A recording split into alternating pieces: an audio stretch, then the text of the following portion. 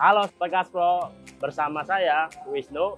Kali ini kita akan membahas mengenai sama-sama untuk memilih kira-kira memilih investasi terlebih dahulu atau dana darurat ya.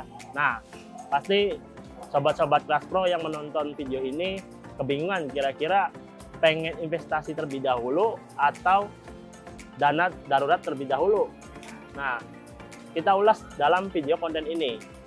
Dalam pengelolaan keuangan, tentu yang dipikirkan oleh masyarakat atau orang lain, terutama kita sebagai orang yang ingin memikirkan keuangan masa depan, memikirkan terlebih dahulu tabungan dan pengeluaran rutin. Nah, namun di samping itu, kita juga ada loh namanya dana darurat dan investasi untuk tambahan income kita maupun pengelolaan resiko apabila ada dana-dana darurat yang perlu dikeluarkan. Nah, namun kebanyakan orang seringkali melupakan ketika sedang ada suatu bencana atau suatu musibah, tapi bingung untuk membutuhkan keuangan atau pengelolaan keuangannya secara rutin sebagai pengeluaran. Itu kira-kira bagaimana? Nah, sebenarnya pada prinsipnya dana darurat dan investasi itu memiliki fungsi masing-masing. Namun yang kita perlu kaji terlebih dahulu buat teman-teman Kaspro dapat memahami fungsinya dari masing-masing. Memang keduanya itu sama-sama penting, namun kita bisa bedakan antara kebutuhan maupun urgensi dana jangka panjang. Nah, kira-kira untuk dana darurat seperti apa ya? Nah, dana darurat itu sendiri kita bisa melihat sisi dari pengelolaan resiko, yang dimana ketika kita mengantisipasi resiko yang ada atau ketidakpastian resiko, perlu adanya dana darurat. Untuk apa? Untuk sebagai kebutuhan mendadak bagi orang lain di luar sana. Nah, kalau ketika kita memikirkan dana darurat sebagai bentuk antisipasi resiko, artinya teman-teman Sobat Kaspro di sini sudah masuk ke level bisa meminimalisir adanya resiko yang ada, seperti itu. Nah, kemudian kalau kita memiliki dana darurat, tentu apa yang kita sedang rasakan, misalkan kayak ya kita mengalami suatu bencana, musibah atau kecelakaan, tapi bingung untuk segi keuangannya karena pengeluaran juga sudah dikeluarkan semua.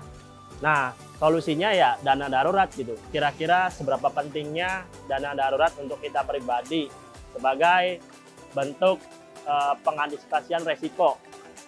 Nah, kali ini dana darurat itu sendiri bisa kita ambil atau bisa kita butuhkan apabila posisi kita sedang mengalami kecelakaan, musibah, ataupun bencana lainnya.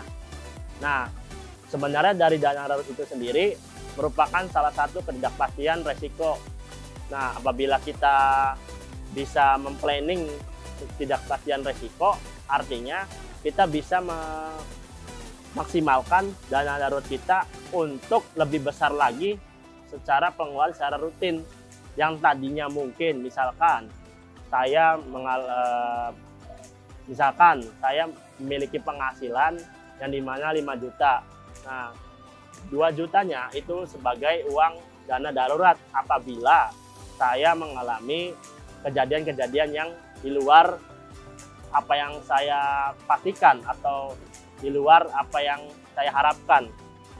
Nah, pastinya apa yang saya harus keluarkan lebih dari 2 kali lipatnya dari gaji saya sebulan. Karena dana darurat itu pasti memikirkan bagaimana pengelolaan resiko-resiko yang ada agar kita juga bisa memaksimalkan dana darurat itu sendiri sebagai kebutuhan kita apabila ada kebutuhan yang mendadak. Nah, seperti ini, saya bisa contohkan kalau kita sudah menikah dengan bujangan. Perbandingannya 2 itu. ketika kita bujangan, pasti kita hanya memikirkan diri sendiri. Keuangan juga otomatis kita juga memikirkan diri sendiri aja gitu, tidak memikirkan yang lain. Nah, sedangkan ketika kita sudah menikah dan memiliki anak, pastinya dari segi pengeluaran rutin lebih dari 3 kali lipatnya dari kita bujangan. Nah, kalau kita sendiri bujangan, pasti ya hanya memikirkan diri sendiri. Tetapi kalau menikah, pasti kita harus memikirkan dana-dana darurat yang harus dipersiapkan lebih dari yang ketika bujangan, seperti itu. Nah, buat teman-teman Sobat Cashflow di sini, itulah pentingnya dana darurat untuk kita sebagai antisipasi resiko-resiko yang ada atau ketidakpastian resiko yang kita hadapi nanti ke depannya, atau mungkin besok hari, atau mungkin nanti kejadiannya bulan atau tahun berikutnya. Kita tidak ada yang tahu resiko-resiko apa yang kita hadapi nanti buat ke depannya. Oleh karena itu, dana darurat itu sangat penting untuk diri kita untuk mempersiapkan itu semua agar mengantisipasi resiko yang ada secara optimal. Nah, ketika kita melakukan investasi juga, Sobat Cashflow tidak perlu khawatir apabila memiliki penghasilan yang memang di bawah UMR atau istilahnya masih menerima gaji yang kecil. Nah, sekarang banyak nih instrumen-instrumen investasi yang ditawarkan secara percuma-cuma, atau kita bisa menabung atau membeli saham dengan lembaran 100.000 per 1 lembar. Misalkan ya, mungkin kalau updating investasi sekarang itu agak berbeda, ataupun harga-harga saham juga masing-masing punya harganya tersendiri. Namun buat Sobat Cashflow yang ingin memulai investasi, jangan takut untuk melakukan investasi, karena itu merupakan gerbang awal untuk teman-teman Sobat Cashflow di sini ketika ingin menabung atau menambahkan uang tambahan sebagai kebutuhan nanti berikutnya. Nah, investasi juga sebagai selain penambahan income, tapi kita juga bisa mewujudkan mimpi-mimpi kita apabila kita ingin membeli suatu produk atau barang, atau mungkin kita pengen memiliki rumah atau kendaraan. Nah, kita bisa berpikir jangka panjangnya dari investasi. Nah, investasi itu benar-benar sangat menguntungkan untuk kita, tergantung bagaimana kita mengelola investasi itu sendiri secara benar. Dan jangan lupa, resiko-resiko yang ada juga dalam investasi kita perlu perhatikan secara detail, karena kalau kita tidak sampai memahami atau mendetail seperti itu, teman-teman Sobat Cashflow pasti akan mengalami kerugian yang sangat besar. Lalu kira-kira lebih baik mana sih, memilih investasi atau dana darurat? Kalau menurut saya, ataupun kesimpulan dari dua hal yang saya bahas, sebenarnya sama-sama penting.